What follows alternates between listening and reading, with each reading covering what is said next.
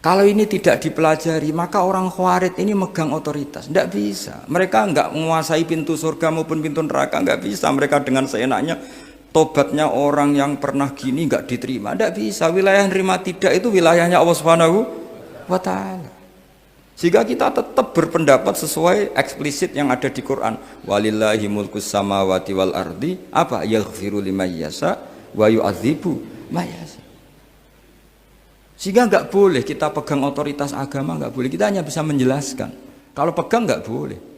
Misalnya saya dengan sampean surganya dulu mana? Bisa saja dulu jenengan. Kok bisa Gus? Iya kan? Mungkin wah keren ngaji tawaduk mau. Mungkin saya dari bab tawaduk keren sampean. Di bawah saya di atas. Di bab tawaduk keren sampean. Sehingga kalau surga kok jalurnya tawaduk mesti dulu sampean. Karena sampean di bawah saya di atas. Tapi saya nanti protes sama Allah. Protesnya gini, posisi saya diperintah ya. Gayanya mereka duduk di bawah, tapi merintahkan saya supaya mau mengajar. Jadi nggak ada sopan-sopannya karena mereka merintah ya. Ya terutama di PPAI ya, Pak. Oh itu nggak sopan sekali karena merintah. Sehingga kalau yang dipandang makanya masyhur itu kan. Ada wali itu yang satu jadi wali karena sholat di shaf awal. Keren kan, shaf awal fadilahnya utamanya kan luar biasa. Yang satu kalau sholat itu di belakang terus, tapi juga jadi wali. Yang depan agak protes, ya Allah kenapa ini jadi wali padahal sholatnya di belakang. Jawabannya lucu yang di belakang. Kenapa? Saya itu malu. Saya ini masih banyak dosa, banyak salah kok di depan. Kok kayak suci sendiri aja. Jadi kalau kamu sowan sama raja atau sama kiai, yang paling depan itu kan yang kepedean. Dia milih yang belakang, jadi sopan masih agak terlalu dekat gitu. Orang itu tidak pernah tahu. Kadang-kadang Allah itu kita tidak pernah tahu. Andai kan boleh dibahasakan, kita tidak pernah tahu cara berpikir Tuhan. Jadi Allah itu zat yang mau, ya itu tadi otoritasnya penuh. Makanya saya pernah cerita di mana-mana di kitab-kitab yang saya baca itu ada dua orang yang ahli neraka, sudah di neraka. Ini sekaligus ijazah, saya ulang lagi sekaligus ijazah, bisa dipraktekkan nanti itu. Setelah itu dua orang ini dipanggil ke surga sama Allah. Allah itu tanyanya ya aneh, enak di neraka, ya udah enak di neraka. Ya gak enak di neraka kok ditanya enak enggak ya gak enak. Ya sudah kembali lagi ke neraka, lari kencang-kencang, lari menuju neraka, lari. Sama Allah dipanggil lagi, loh kenapa kamu semangat? Ya Allah, saya ini kapok, saya ini trauma. Dulu ketika engkau perintah, saya ini lelet sekali. Disuruh sholat lelet, disuruh zakat lelet. Maka ini jenengan perintah saya semangat supaya nggak ngulang kesalahan yang sama. Akhirnya sama dipanggil, ya sudah di surga aja di surga. Karena semangat lari menuju neraka. Maka ini ijazah nanti kalau di mahsyar ya, kamu dipanggil, ayo masuk neraka, harus apa? Semangat, semangat. Harus semangat. Oke Gusti, semangat itu. Lah repotnya kalau nggak dipanggil lagi. Akhirnya barokahnya semangat itu dia di surga. Kita tidak pernah tahu cara berpikir Tuhan. Nanti kan boleh dibahasakan seperti itu. Yang satu, ayo kembali lagi ke neraka. Tolah gitu. Jalan noleh lagi. Sampai itu nggak semangat noleh lagi. Terus ditanya sama, kenapa kamu tolah gitu? Saya tidak pernah ngira ya Allah ketika engkau panggil di surga kemudian engkau kembalikan lagi ke neraka. Ya sudah kamu di surga saja. Barokahnya husnudzon.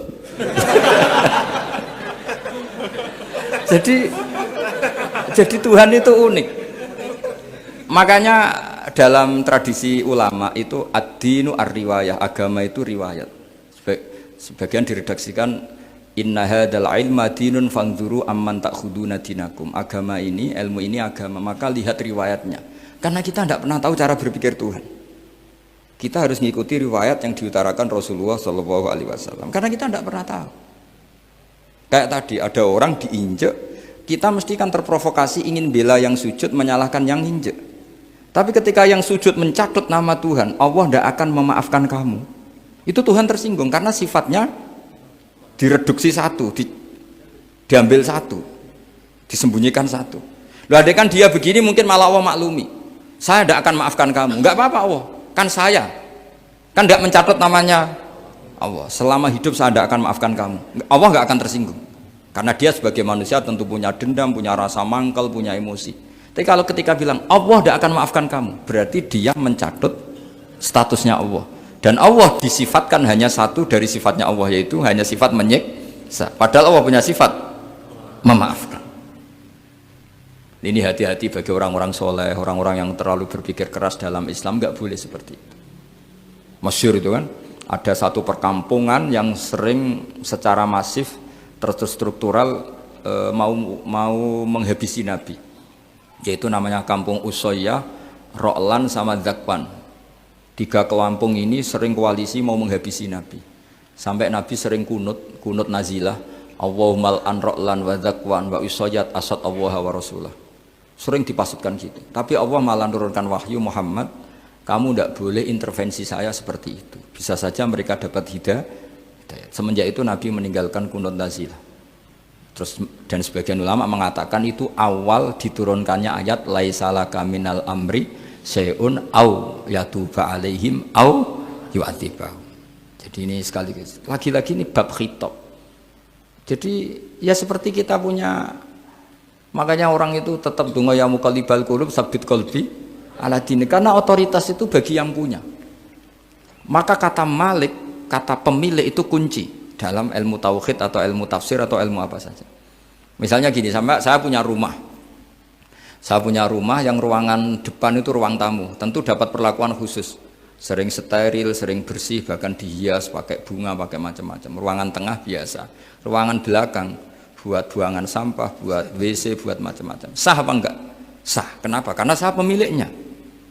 Apa? Karena saya. Tapi kira-kira yang sedang di ruang tamu, tanah yang sedang di ruang tamu yang dimanjakan juga nggak boleh kumo luhur. Bisa saja suatu saat saya rubah pikiran, rumah saya tak balik dari menghadap utara ke selatan. Yang dulu WC jadi ruang tamu, yang ruang tamu jadi WC. Langsung perlakuannya rubah 180 apa derajat, bisa 360 derajat.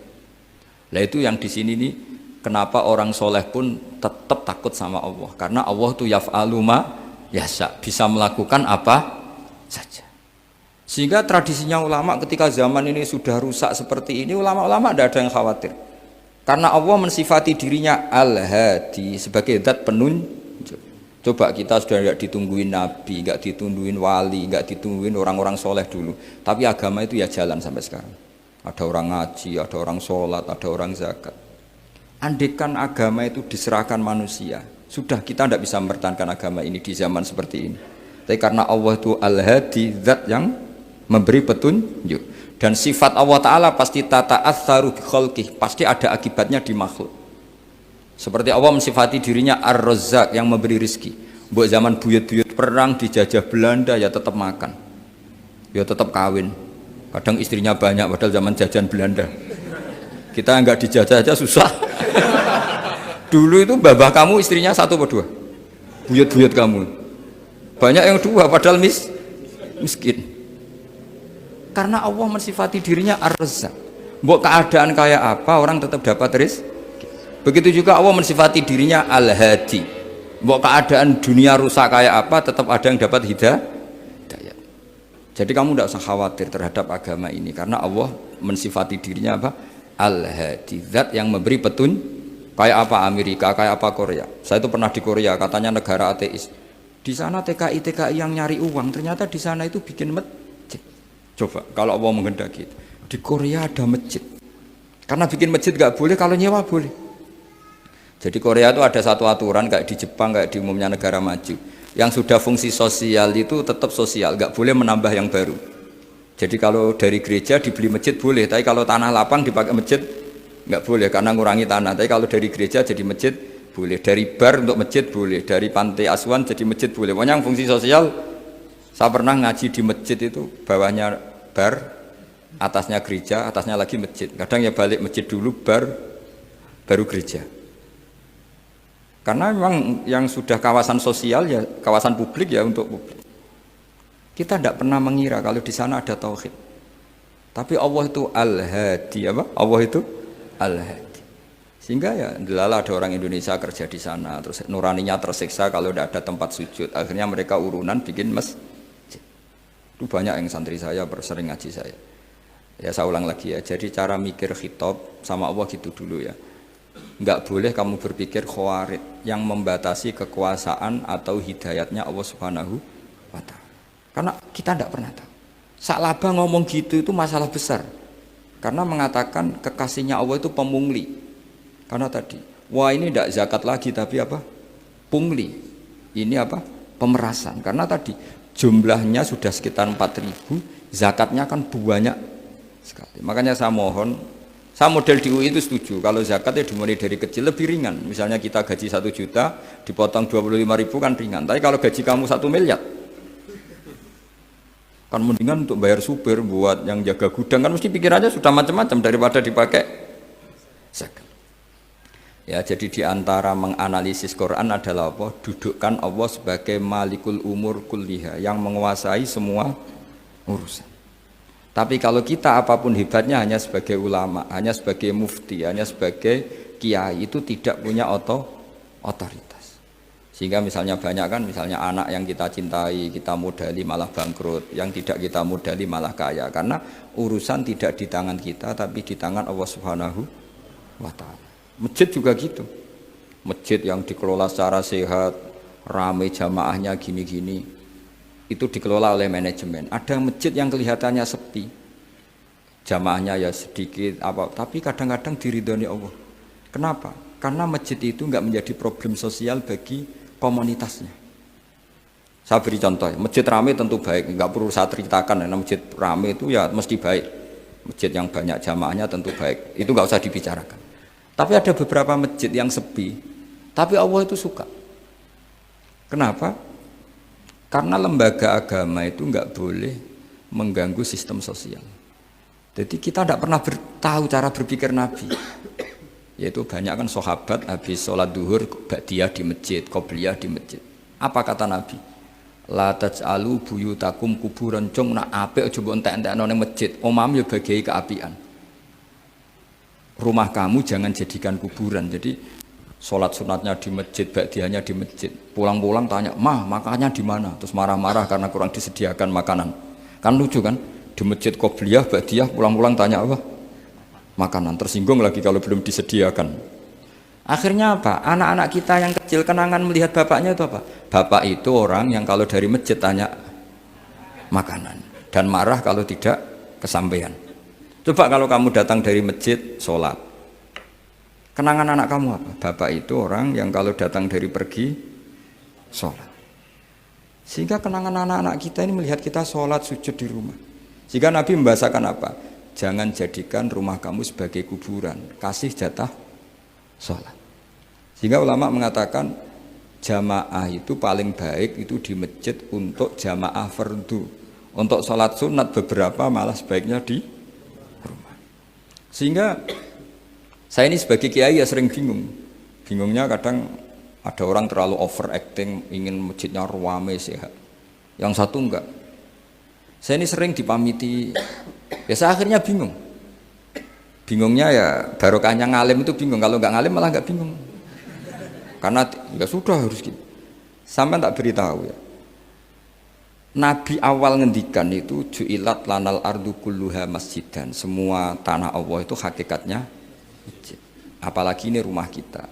Anak kita biar menyaksikan saat kita sujud, saat kita baca Quran, saat kita ngaji. Kalau semua ini di masjid, kemudian Anda di rumah taunya makanan, menuntut ngopi, menuntut kenangan di keluarga kita kurang baik. Makanya Nabi membahasakan apa? La taj'alu buyutakum kuburon. Jangan jadikan rumah kamu sebagai kuburan. Apalagi ada pepatah lagi, al-ummu madrasatul ula. Ibu adalah madrasah pertama. Coba kalau kita ngajarin Quran di rumah, ya tentu masjid ya tetap ada kegiatan, tapi jangan sampai mematikan rumah.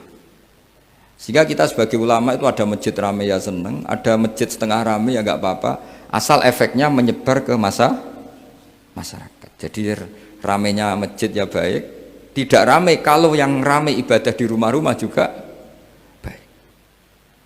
Maka dulu zaman Nabi Musa malah istilahnya waj'alu buyutakum qiblata wa aqimus sholat. Jadikan rumah kamu sebagai kiblat, sebagai tempat ibadah. Coba kenangannya Nabi kalau sholat malam itu di rumah apa di masjid?